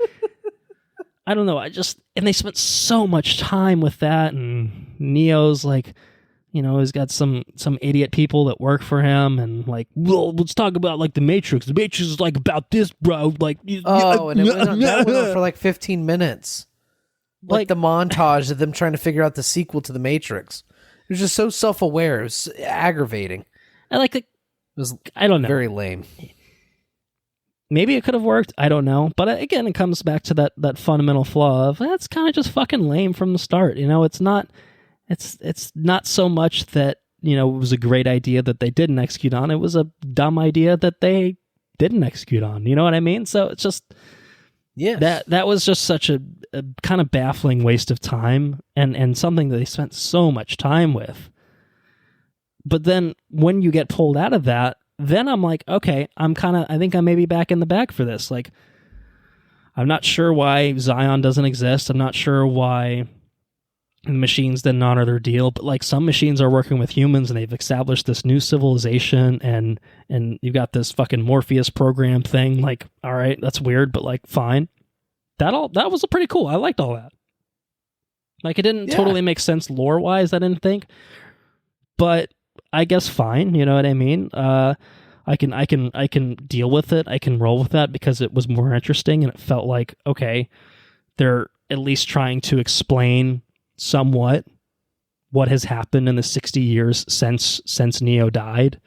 But they kind of didn't at the same time. Like it still could, I feel like it glossed over some very important details. And I'm not saying I need 5 minutes of exposition about everything, but they can give you 5 minutes of exposition on anything else. Right. They're more than okay with it for everything else. Why give you 5 minutes of fucking Neo taking a shower at the gym and going to the gym and working out and doing this? Yeah. Like, why couldn't we get at least a little bit of an explanation of how the hell the world got from point A to point B in 60 years, other than like things didn't go the way I guess that they were going. I don't know. I don't really know. Like I'm sure if I watched it again, I'd get more out of some things. I'm not going to, first of all. That's what I'll say. I'm not going to for a very long time, if ever. But it needed more. Like, I'm not always asking for more exposition. I don't always need hand-holdy type stuff. But the Matrix is convoluted shit. Shit can be confusing, and there's a long passage of time which has remained unexplained, and it feels like a pretty big fucking deal to at least try to address, like, all right, what the hell's going on? And if you're not going to do that, then just make it something else, or make it a reboot, or don't bring Neo back, and don't bring Trinity back, and just be like, yeah, I don't know what's going on, but this is where the world's at now. I guess they didn't. I don't know. Like, do something that gives some context for what the hell is going on. But I don't know. I felt like they didn't really do that, and I felt. But I don't know. I'm just ranting at this point. Clearly, some of it was. I mean, I used to be a pretty big fan of The Matrix. I like The Matrix a whole lot. I am more of a fan of The Matrix now than I ever have been, which feels weird to say. I remember you used to shit pretty hard on those old movies, the sequels. We could all agree that the first one was pretty good, but then the first one was so cool. The video game was so cool. I played that video game so much at PlayStation 2 video game. Yeah. Uh-huh. I like The Matrix. It's cool. It's a great idea. It's a really cool world, both the Matrix setting and the real world setting. They're both interesting. It's a cool concept. I think, when I was younger, I don't think I really appreciated the real world stuff as much as I do now.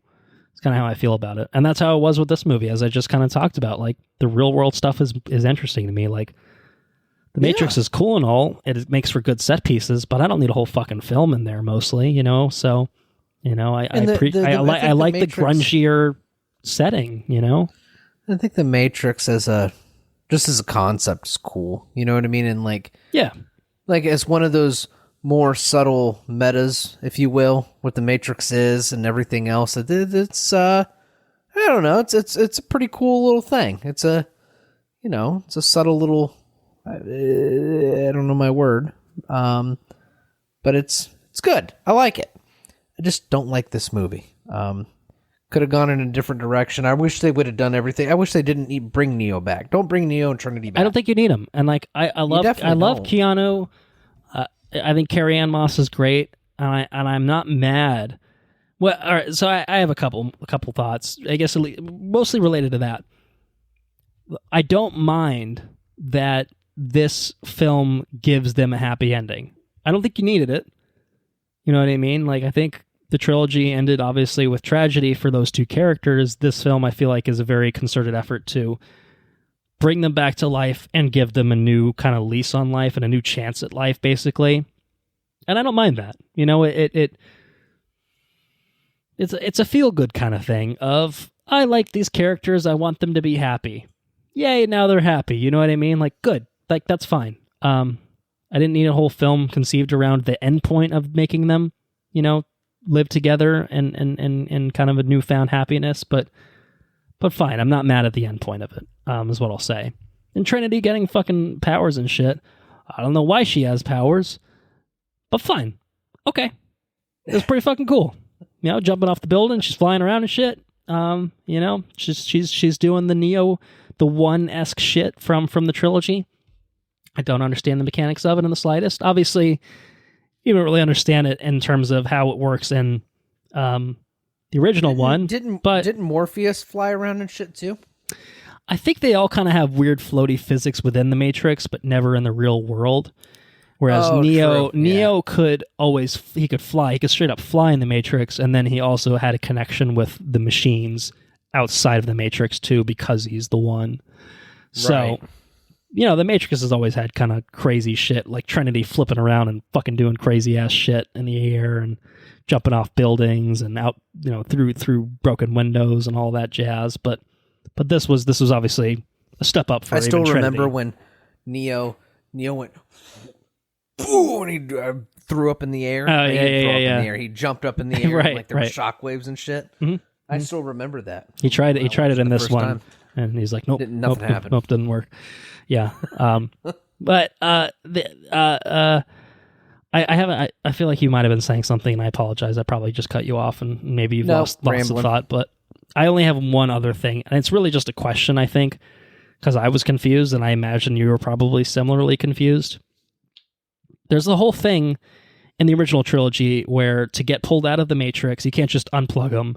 They have to like pick up the phone, have a phone call, and then once they're connected, then they can be taken out of the Matrix. Here, that doesn't seem to be the case. There was the guy running around with him with the eye thing, and like he could just kind of pull him out whenever. But then, suddenly at the end, fucking Smith is turning into this crazy ass swarm of people jumping out of buildings and fucking turning into human bombs. That was insane. That was purely ridiculous. I mean, that was one thing that was like horrifying and like in a good way. Everybody in the city jumping out the windows. Like it was like that was like an effective, like kind of like holy shit kind of thing. Like this is intense. But I didn't understand why there were any stakes at the end, because I'm just like, why can they not just get pulled out of the Matrix right now? Like, why is everyone, because like there's the one girl, he's like taking over the car and like surrounding people in the car, and it's like a big deal, and Jessica Hennig has to go back in and shoot the people around the car so that the people in the car don't die. But I'm like, why can't they all just get pulled out right now? Like, what's the mechanic that's stopping them from doing this? Like, clearly Smith is doing something, but I don't understand what the fuck he's doing. I think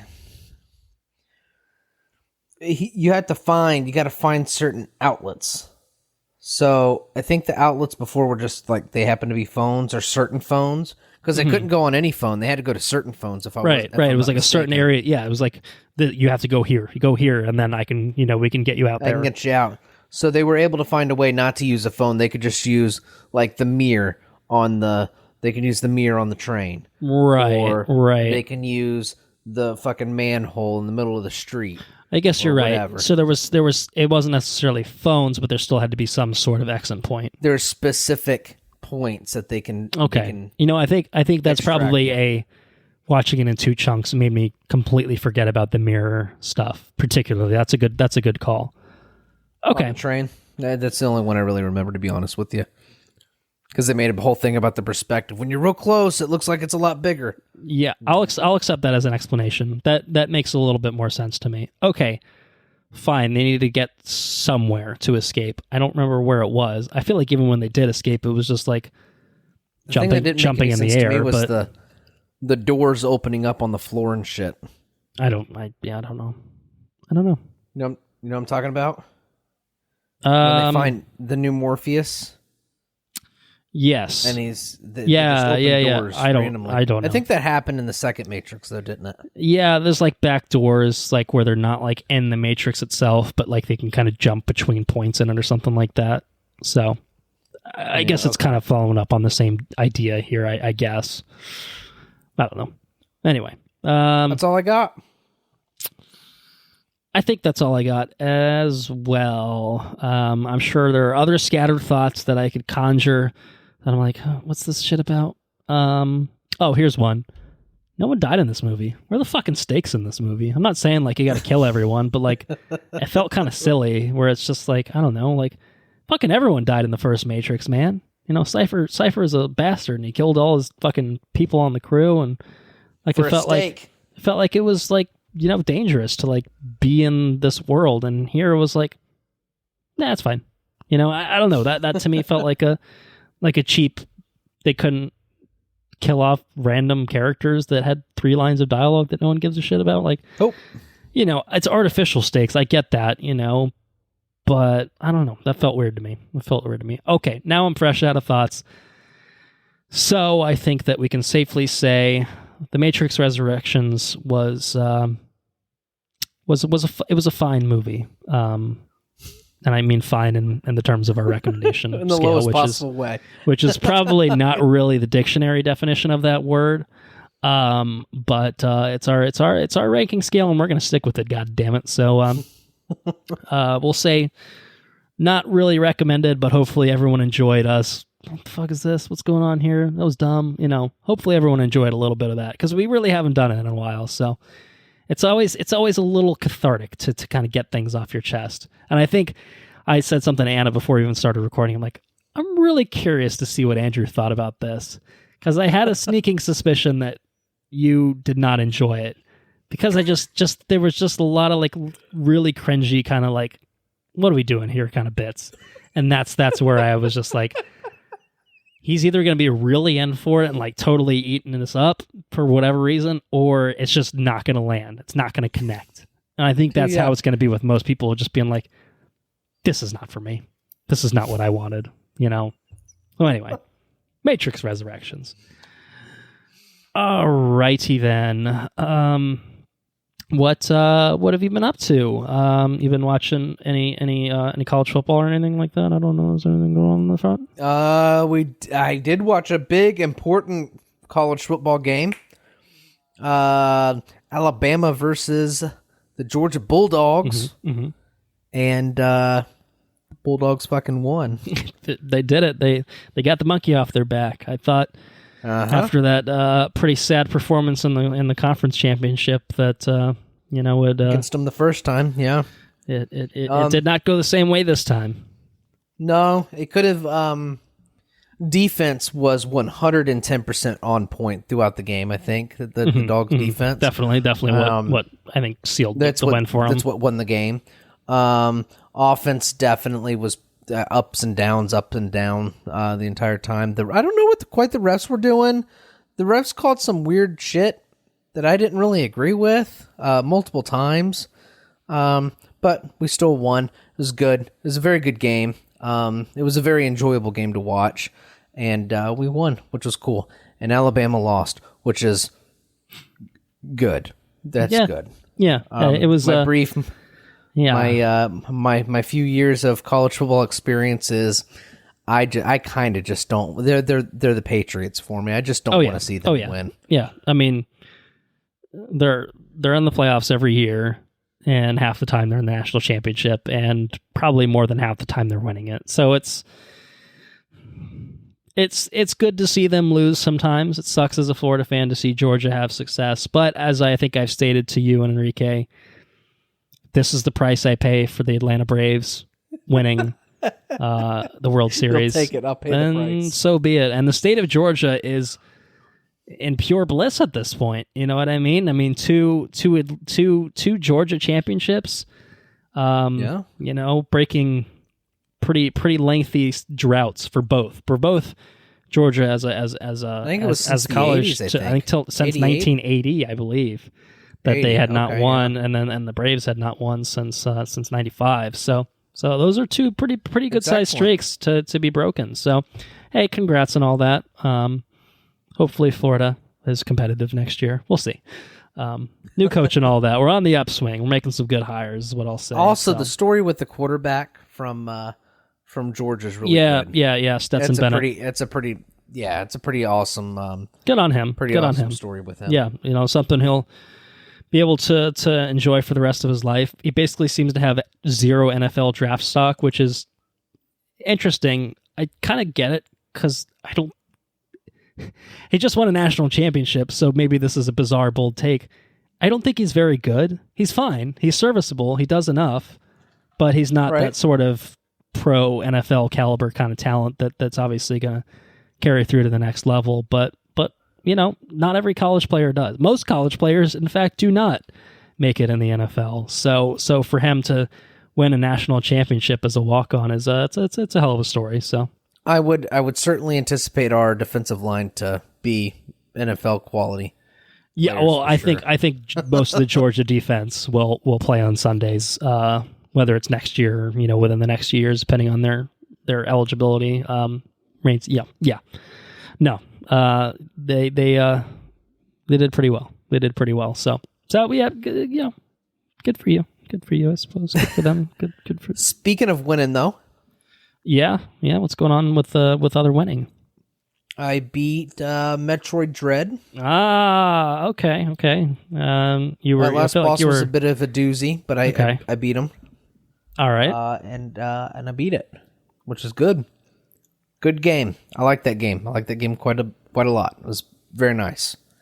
I watched Resident Evil Raccoon City. Yeah. Tell me about it. What'd you think? I mean, other than it being better than Matrix Resurrections, what did you actually think? This This movie walked a line of, do we be campy or do we be kind of half serious? And it was, I think it was pretty entertaining when it was pretty campy. And it was campy probably 60% of the time. Okay. And kind of like self-serious, the 40% of the time. And the 40% was just kind of lame. It was really lame when it tried to be like, when it didn't completely lean into what the other 60% of it was doing. You know what I mean? It just felt kind of disconnected. But it was good. I enjoyed it. I thought it was fun. I don't want to say it was good or pull back. It's a totally fine movie. That I found enjoyable because there's a lot of because I like the IP, and there's a lot of I don't know, just a lot of innuendos and like a lot of fanfare in it, and I thought it was pretty cool. It seemed like somebody that liked the IP made a movie of it, and I think they did a pretty serviceable job of it. Infinitely better than anything that's come before as far as a movie. So you didn't want Mila Jovovich to pop up at any point? And she doesn't, Definitely in fact, not. pop up at any point. Okay. All right. Yes. That's good. What else did we do? Oh, started a new show called Archive 81. On Netflix, right? On Netflix, yes. Podcast, or based on a podcast, I think. It's based off a podcast from, I haven't done a whole lot of research in it, but I do think it's directed by the guys that directed, or they are directing. They're the ones that did that movie with Anthony Mackie. Synchronic? Yes. Aaron Moorhead. Oh, he's a cinematographer. Ah, okay. Well, so there is a connection Cinematographer for Synchronic. Is a cinematographer and director known for The Endless Spring, just in Synchronic. So he does something with Archive 81. And so does Justin Benson, which is another guy. I think they directed the first 2 episodes. Is what I'm gathering. Either way, it is a very intriguing show. Sarah's on board with it. It actually made her scream once. Actually visibly scream and like kind of like cower away from the TV, which is pretty cool. Uh-huh. It made me jump once. Feel like I don't know. The jump scare thing didn't get me this time, which is cool. 1 point for me. Usually I'm the jumpiest dude to ever watch a movie. Yeah.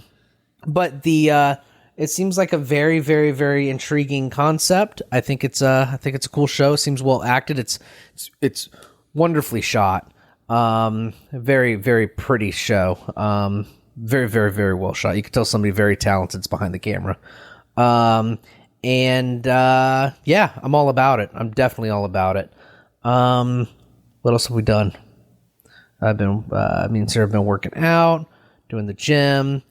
No puffer. I played a little Beat Saber the other day.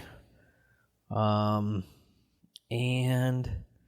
golly, I think that's about it. I think that's it. What have you been up to?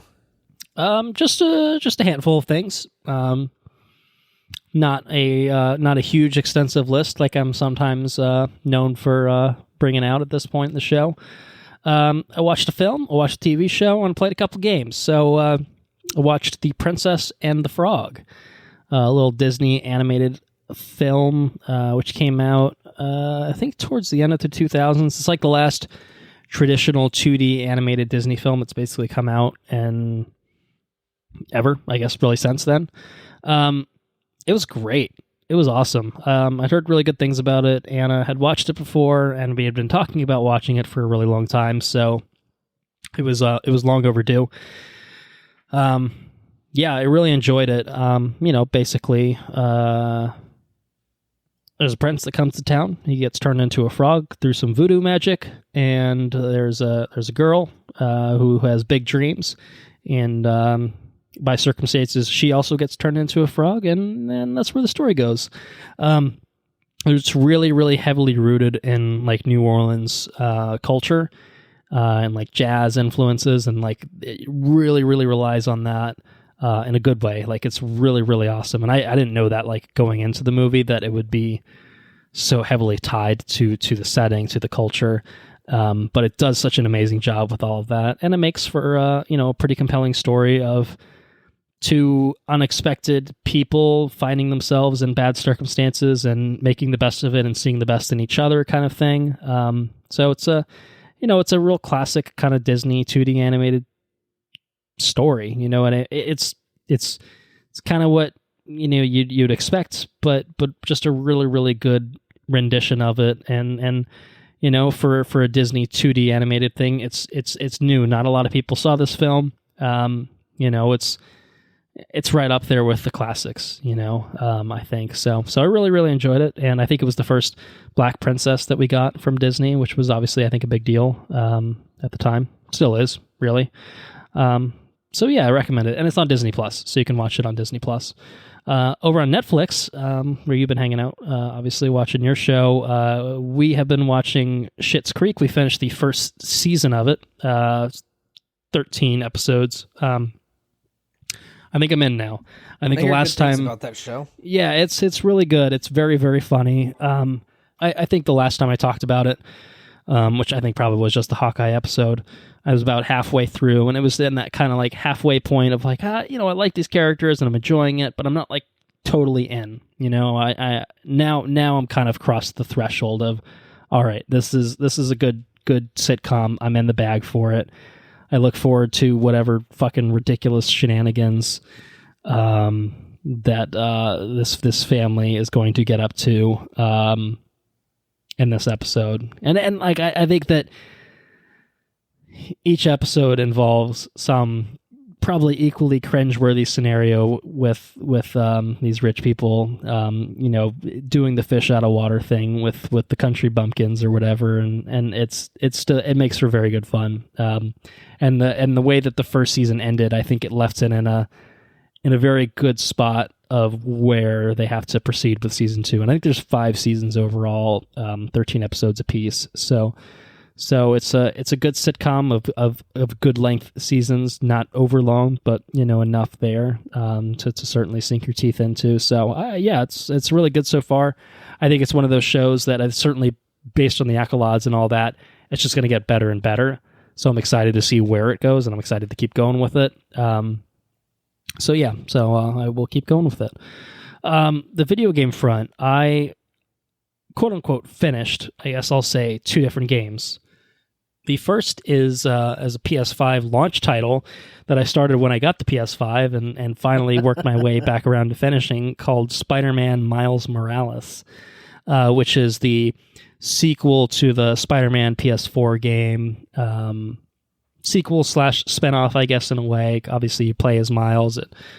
It takes place mostly with Peter Parker being absent for a chunk of the game, and it had a really, really fantastic story. I mean, visually, it's amazing. It's kind of because of the way that I started it when the game came out late 2020. I played probably maybe a third to half of the story. Like, I wanted to pick it back up, but I didn't want to like start from the beginning again. I'm like, I played so much already. So what I ended up doing was watching YouTube videos of just like the cutscenes compiled and all that to get to back to the point where I was like, all right, I'm good on the story. I can go back in and finish it up. I just had to do a few side missions to like remember how to fucking beat people up with Spider-Man without getting killed. So once I kind of got back in the groove, then I was ready to go tackle all the story missions and finish it up. So I had been playing it in the quality mode, which is 30 frames with ray tracing and all that, and it felt sluggish for me actually after watching the videos, as I think it was someone who had been playing at 60 frames, so it felt like really visually jarring to do that.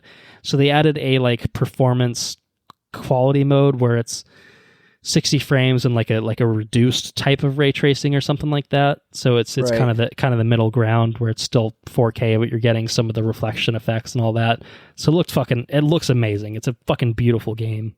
First of all, and the story is just really fantastic. I do think that between the PS4 Spider-Man game, which I think you played and beat, if I'm not mistaken, and is that this the one with the upside down man or whatever? Yes, Negative Man. Yep, that's okay. The one. Yeah, that one and this one, they have just amazing iterations of like storylines for both of these Miles Spider-Man. Morales, a totally new game? It is. It's a follow up to that, basically, where Peter kind of steps aside, does his own thing, and then Miles is the new Spider-Man in town for a couple weeks, and then shit goes sideways because, of course, shit goes sideways when the other Spider-Man's out of town. So the new Spider-Man has to step up to the plate and do his thing. So, like, the Tinkerer is like the main villain of this game, and it's got like the return of some other villains, like the Rhino was in it fairly prominently. Roxxon is like a big evil corporation presence, but it's picking up kind of where Miles, because like they set up Miles in that first game with his dad dying and him getting the spider powers. So it's him, finding himself as a hero and learning to live with just his mom, the move to Harlem, and so I don't know. It just does all of it so well. Of the villains, the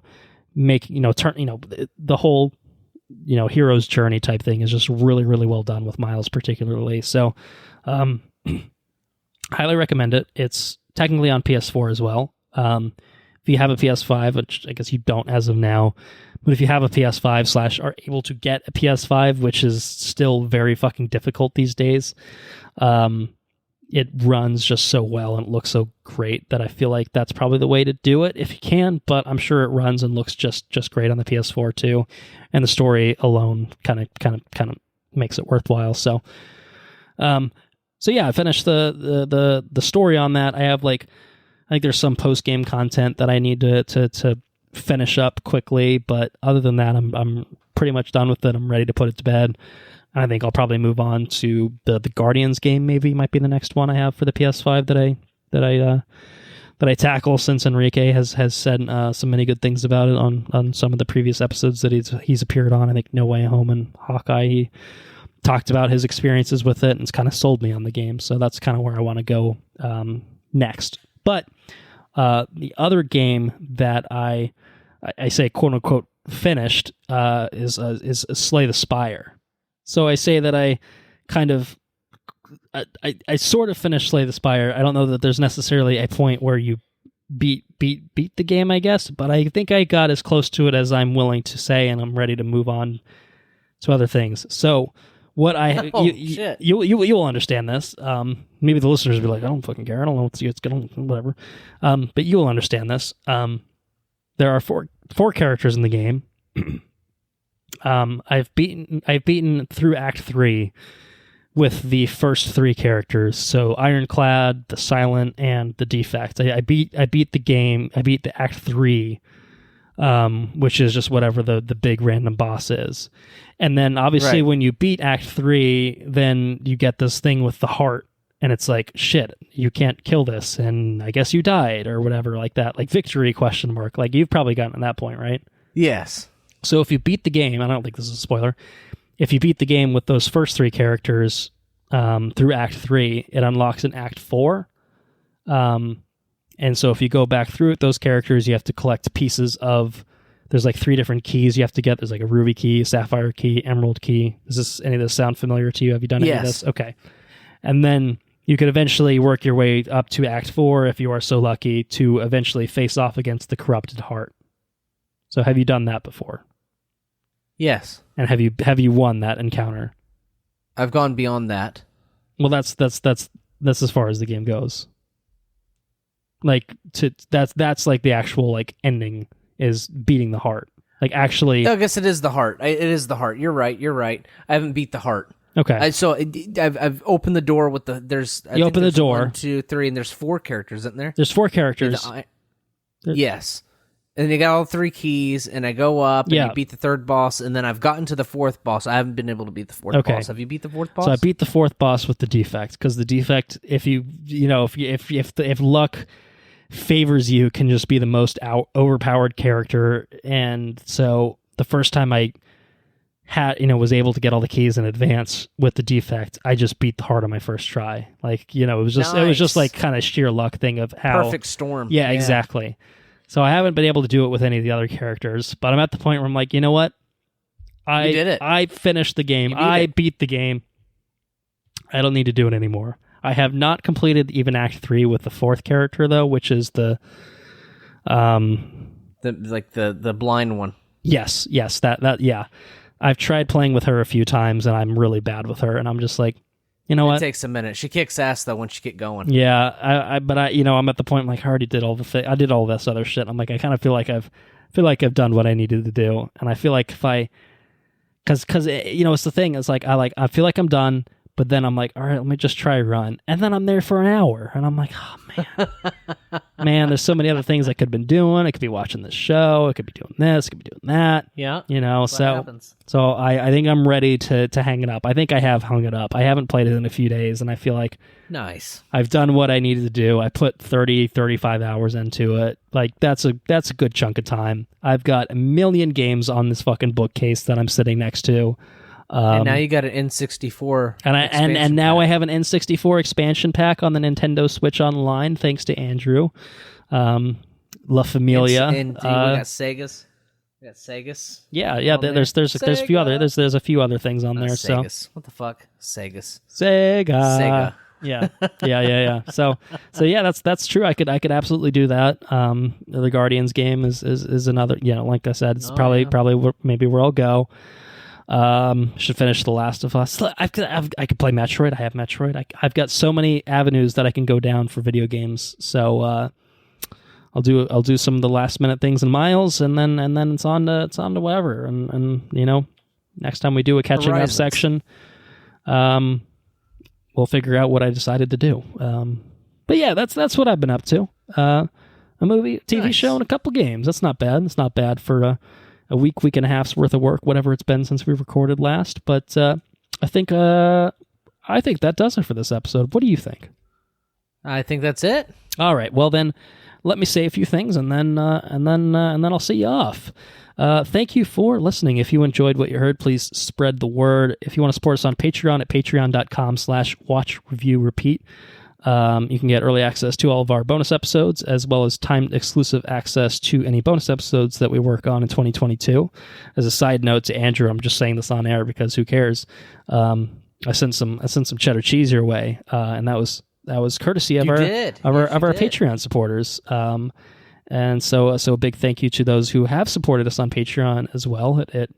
Andrew pays for the website costs. I pay for the actual podcast hosting costs. So, I think that the money, if nothing else, is getting distributed there to kind of help us with that.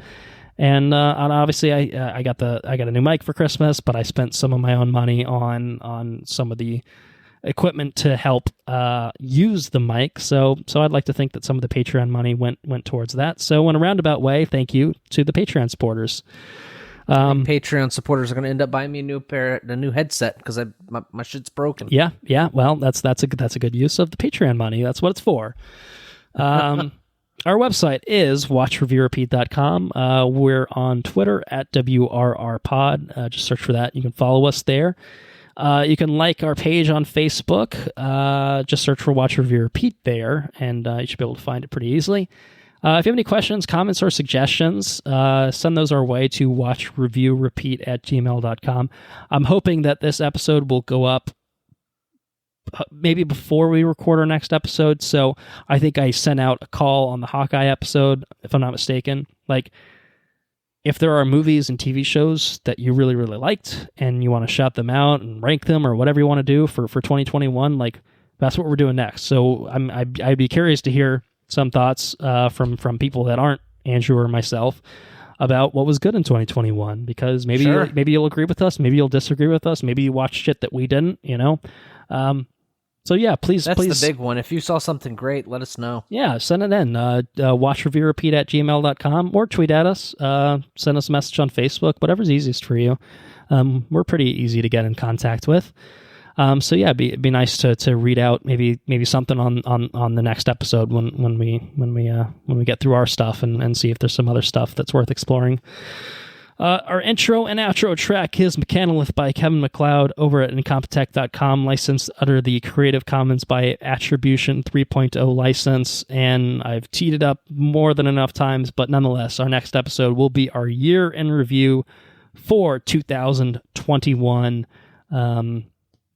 It's a few weeks in the books already, but there's a few movies I think I'd like to catch up on and try to get back around to before we get a chance to record on that. So yeah, I'm excited to unpack. I guess really a lot of what we already talked about, but synthesize some thoughts and figure out what's the best of the best, what's the cream of the crop for 2021, and what's maybe not the cream of the crop. Hint: Matrix is probably in consideration there. But yeah, that's where we'll go from here, and I think you should look forward to it as much as I'm looking forward to it. So. Anyway, Absolutely. Until then, I think Andrew will take you guys out. Take care now. Bye bye then. Laters on the Menche.